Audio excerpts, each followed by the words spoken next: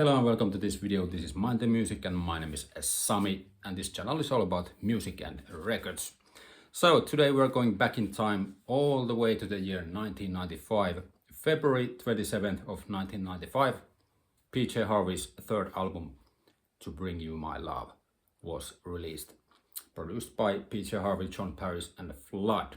Of course, at that time PJ Harvey had already recorded two albums, Dry and Rid of Me, in the early 90s, and they had generated quite a buzz, and she had minor hits, also indie hits at the time.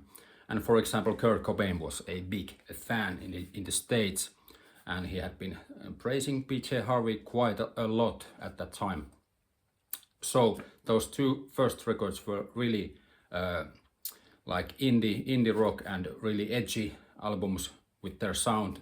The rock trio that was playing at these albums, and Rid of Me, for example, was produced by Steve Albini, of course known for producing Pixies and later Nirvana's In Utero album. So when it came time to record the third album, PJ Harvey ditched his rock trio and went kind of as a solo artist for the first time when we come to this album in 1995. So she began writing this album in the countryside, all alone, no neighbors and nothing. And you know, the basis for this album is very much the American blues, and like modernizing the blues and taking it to modern and a bit extreme places at this album. So while the first two albums had been quite similar in their rocking approach, this album goes to many places.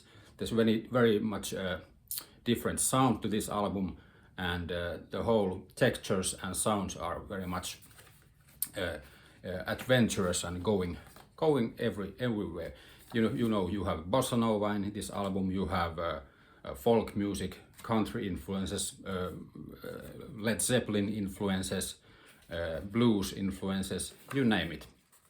So, for example, the first song on this album, the title track, is a very slow, bluesy electric number, but it has no drums. So instantly you know this is going to be a different album altogether. And also on this album you have a host of players. Besides PJ Harvey, you have John Paris, of course, but then you have Mick Harvey from the Nick Cave and the Bad Seeds. Then you have Eric Drew Feldman, who had been playing with Frank Black, Pixies, and of course with Captain Beefheart, who was a big influence on PJ Harvey at the time, and I think also later on her career. So you can already see that this album has a very different sound, and you know, strings and acoustic guitars and different kind of percussion elements on going on. So if I had to you know, name some of my favorite tracks from this album, I would definitely say that the title track, the bluesy opening number, really menacing track there.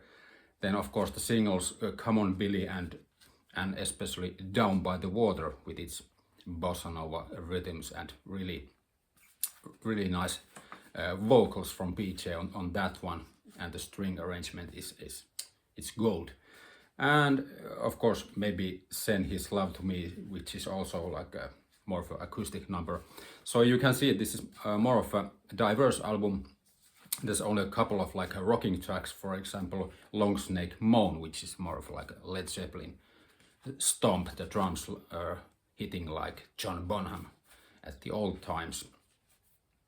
But yeah, for me personally, this is a classic alternative 90s album, and also this was the first time I heard PJ Harvey and first time I bought her album in 1995, so it has a special place in my heart, and I think this has influenced many artists later on.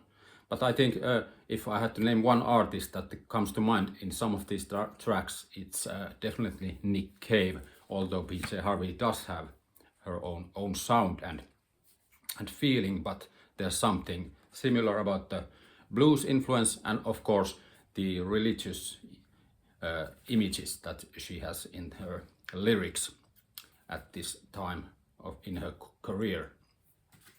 Yeah. So, what do you think about PJ Harvey? What do you think about To Bring You My Love? Is this your favorite PJ Harvey album, or do you prefer her later work or earlier work? What do you think? What are your favorite tracks? And so on. Leave a comment, hit the like, subscribe, and hit the notification also. And I'll see you in the next video. Bye.